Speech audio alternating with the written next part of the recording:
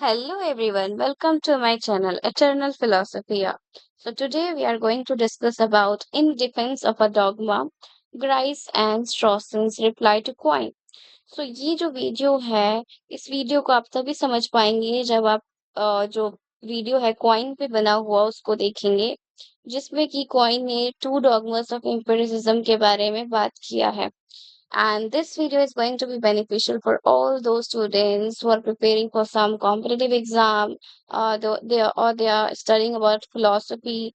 Okay, so I also want to thank all those people who have subscribed my channel, and thank you everyone for supporting me. And those who have not subscribed my channel, please do subscribe, like, and comment, and please share my videos with others also. तो हम इसे start करते हैं. पहले तो हम introduction देखते हैं. In their 1956 paper in defence of a dogma, जो फिलोसोफर्स हैं that is H P. Grice and P F. Strawson responded to W.V.O. Quine's famous attack to the analytic synthetic distinction.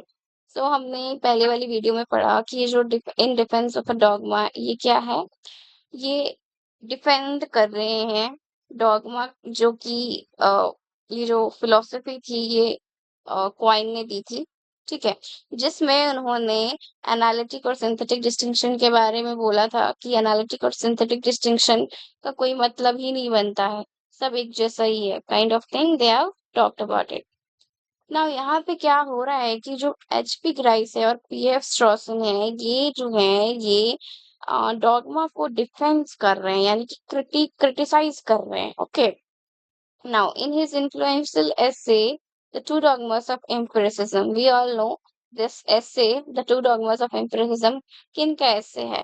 Coin का एसे है. Okay, so Quine argues that the difference between analytic and synthetic statements is unclear and unfounded. तो यहाँ पे ये बात करते हैं कि जो डिस्टिंक्शन है या फिर डिफरेंस है एनालिटिक और सिंथेटिक स्टेटमेंट के बारे में, वो क्लियर नहीं है. ठीक है, हम उसे पूरी तरह से अच्छे से नहीं जान सकते और उसको क्या करना चाहिए, अबैंडन कर देना चाहिए, यानी कि हमें उसे फॉलो नहीं करना चाहिए. सो ग्राइस एंड स्ट्रॉसन डिसएग्री. तो इस बात को लेकर जो ग्राइस और स्ट्रॉसन है वो डिसएग्री करते हैं कि ऐसा नहीं होना चाहिए. They defend the idea that the analytic and synthetic distinction is not only meaningful but also deeply embedded in a way we use language and understand meaning.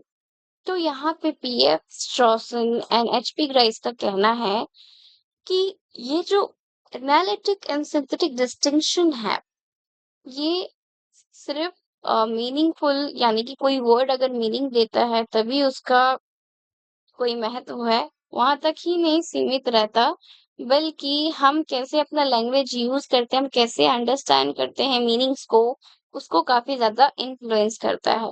तो ये हमारा इंट्रोडक्शन हो गया था. तो ये इंट्रोडक्शन पे बेस पे ही सारा हम पढ़ने वाले हैं. तो हम पहले देख लेते हैं ये एनालिटिक और सिंथेटिक डिस्टिंक्शन क्या होता है. ठीक है, to understand the debate we must first understand the difference between analytic and synthetic statement. तो जो एनालिटिक स्टेटमेंट होता है वो क्या होता है, is true simply because of the meaning of the words it contains. तो हम एनालिटिक स्टेटमेंट में हम देखते हैं कि अगर कोई वर्ड है, ठीक है, उसका अगर मीनिंग निकलता है तो वो क्या है, वो एनालिटिक सेंटेंस है. मतलब अगर किसी चीज को हम मीनिंग के थ्रू उसका नॉलेज ले पा रहे हैं तो वो एनालिटिक सेंटेंस स्टेटमेंट होता है. हम इसको रीजनिंग भी कहते हैं. सो फॉर एग्जाम्पल, जैसे कि हमने एग्जाम्पल देखा था, all bachelors are unmarried is analytic because the word bachelor already means unmarried man. Okay, तो हमें पता है बैचलर्स किसे कहते हैं. बैचलर्स उन्हें कहते हैं जो लोग अनमैरिड होते हैं. तो हम इसके मीनिंग से ही पता लगा सकते हैं बैचलर्स के कि यहाँ पे हम उन व्यक्ति के बारे में बात कर रहे हैं जो अनमैरिड है. Okay, so we don't need to check the real word to know this is true. हमें ये चेक करने की जरूरत नहीं है कि इन द रियल वर्ल्ड क्या ये सही है, मतलब ट्रू है, सच है. We all know by meaning, हमें मीनिंग से ही समझ में आता है कि ये बिल्कुल सच है. Right, now in contrast a synthetic statement is one of that depends on how things actually are in the world like the cat is on mat or it's raining. So यहाँ पे क्या कह रहे हैं कि जो सिंथेटिक स्टेटमेंट है वो डिपेंड करता है कि अगर हम कुछ बात करते हैं या फिर कुछ सेंटेंस बोलते हैं, इट शुड एक्चुअली करस्पॉन्ड्स और वो सारी चीजें वर्ल्ड में होनी चाहिए, वेरीफाई होनी चाहिए। This require observation to determine their truth. अगर कोई स्टेटमेंट में हमें फाइंड आउट करना है कि ये सच है कि नहीं, तो हमें उसको वेरीफाई करना होगा वर्ल्ड के साथ। Just like I said the cat is on a mat. Okay, अगर कैट मैट के ऊपर नहीं होगा, ठीक है, तो वो फॉल्स हो जाएगा। अगर कैट इज ऑन मैट, अगर वो मैट के ऊपर होगा cat, that means the true statement it is. Now it is raining, ये भी एक एग्जाम्पल है। अगर मैं बोलूं इट इज रेनिंग, अगर आप बाहर देखें तो अगर सच में रेन हो रहा है, that means what, it is true. And I am saying it is raining but outside it is not happening the rain, that means what, कि ये फॉल्स स्टेटमेंट है। Just like that. I hope आपको ये clear हो गया हो, analytic और synthetic distinction. Okay, now coins challenge. Coin ने क्या चैलेंज किया था? अपने प्रीवियस वीडियो में हमने देखा था, जिसमें हमने कॉइन के बारे में पढ़ा है, the two dogmas of empiricism. Quine challenged the idea that there is a real and meaningful difference between these two types of statements. तो यहाँ पे वो चैलेंज करते हैं कि जो आइडियाज हैं वो रियल है और मीनिंगफुल है, और डिफरेंस है between these two types of statements, यानी कि जो चीज रियल है और जो चीज मीनिंगफुल है, दोनों अलग अलग है। ठीक है, इस चीज को चैलेंज करते हैं coin. He argued that the concept of meaning itself is unclear and that we cannot define synonyms, sameness of meaning, in a solid, objective way. Okay, so here he is trying to say कि जो concept of meaning होता है ना, वो unclear होता है, clear होता ही नहीं है, क्योंकि हम कभी कभी सेमनेस चीजों को समझा नहीं पाते हैं। ठीक है, फॉर एग्जाम्पल सिनोनिम्स तो आप जानते हैं, सिनोनिम्स वो होते हैं, वो वर्ड होते हैं जिनका मीनिंग सेम होता है। तो फिर here he is trying to say कि जो कॉन्सेप्ट ऑफ मीनिंग है वो अनक्लियर होता है, और हम जो है सिनोनिम्स को उसको डिफाइन नहीं कर पाते हैं अलग अलग वे में, क्योंकि उस वर्ड का मीनिंग तो सेम ही होता है। Okay, now without a clear way to define when two words mean the same thing, Quine thought we could not really separate analytic truths from the synthetic ones. Okay, so यहाँ पे इनका कहने का मतलब है, आपको मैं इनका जो कहने का क्या मतलब है, इनका जो कहने का मतलब है इस एग्जाम्पल से आपको बता सकती हूँ मैं। ऑल बैचलर्स आर अनमैरिड, तो ये दो बैचलर्स एंड अनमैरिड, इनका मीनिंग तो सेम है, राइट? तो यहाँ पे वो कह रहे हैं कि हम मीनिंग तो सेम है इन दोनों का, हम इसको अलग अलग तरीके से कैसे समझाएंगे? ओके, यहाँ पे कोई क्लियर वे है ही नहीं कि हम इसे कैसे डिफाइन करें। Okay, this is what he is trying to say here. So he called the belief in this distinction a dogma. Dogma means which is unclear, okay? Is an assumption that philosophers hold without enough justification. Dogma means it is a kind of a belief that you do without having sufficient proof or evidence. Okay. So this is what he said, Quine. Now यहाँ पे Grice और स्ट्रॉसन क्या response करते हैं?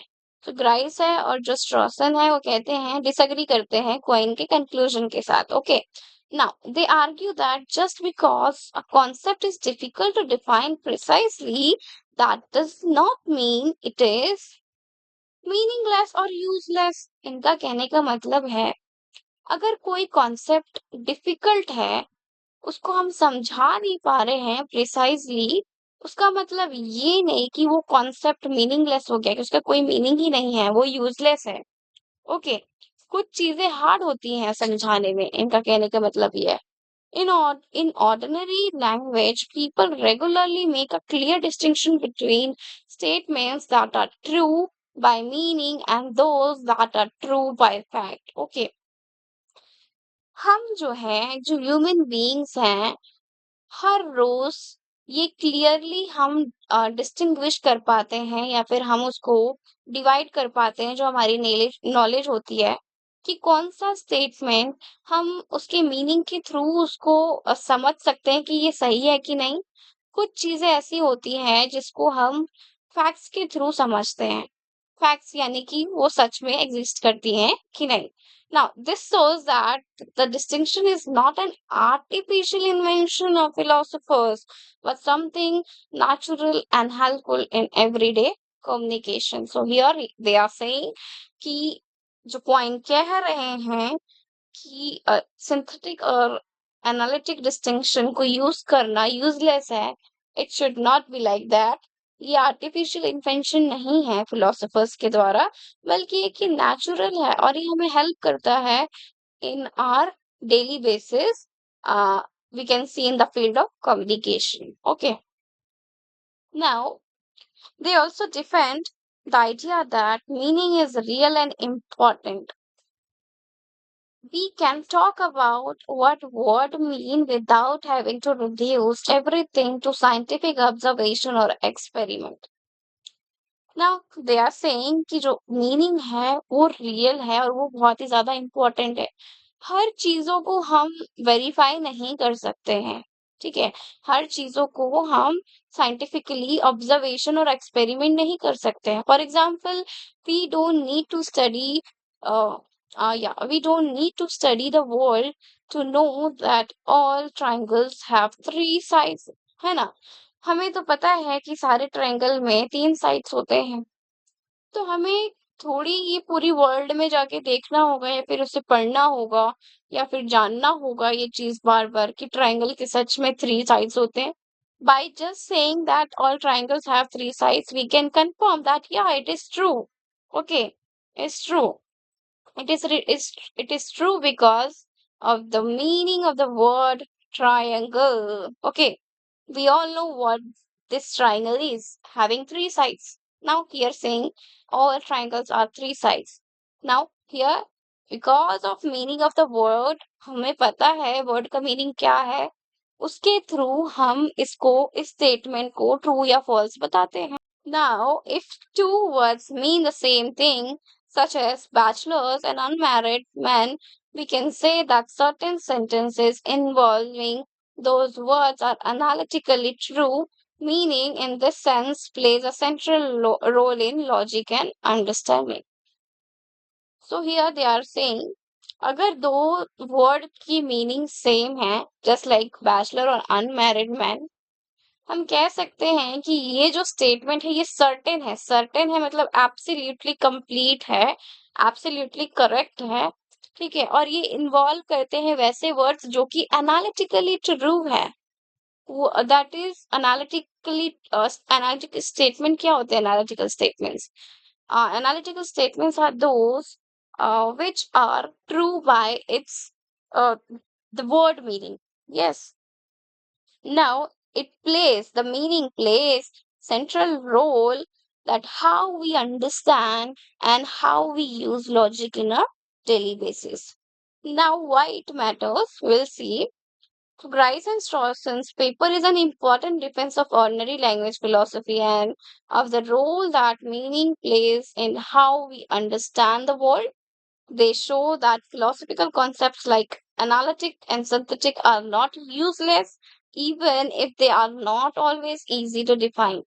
यानी कि इनका कहने का मतलब है सिंथेटिक और एनालिटिक स्टेटमेंट्स ये यूजलेस नहीं है, even though we are not able to define it. और कुछ चीजें ऐसी हैं जो हम उसको वैसे वेरीफाई भी नहीं कर सकते। सो दैट डजंट मीन कि ये यूजलेस है और इसको यूज करना सही बात नहीं है या फिर हमें इसे अबैंडन कर देना चाहिए। Their work pushes back against the idea that all knowledge must come from science or observations and remind us that language itself has a structure, logic, and meaning that matters. Okay, so through this, we can say that हमारा ये जो distinction है that is analytic and synthetic, इसको preserve करके रखना बहुत ही important है, जो कि ग्राइस और स्ट्रॉसन्स ने दोनों ने मिलके किया था। Okay, because this analytic and synthetic statements, it helps us to understand the logic and the world through structure. Okay, now conclusion देख लेते हैं. In Defense of Dogmas is a thoughtful reply to Quine's bold attempts to reshape how we think about language and knowledge. While Quine wanted to reject the analytic synthetic distinction as a vague, that is unclear, unnecessary, Grice and Strawson argue that it is both meaningful and essential by showing how this distinction works in ordinary language and logical reasoning. They preserve a central part of analytic philosophy and defend the idea that meaning itself can be a source of truth. Okay, now you understood about it. I hope you like my videos. If you feel that my videos are helpful for you, please do subscribe, like, and comment.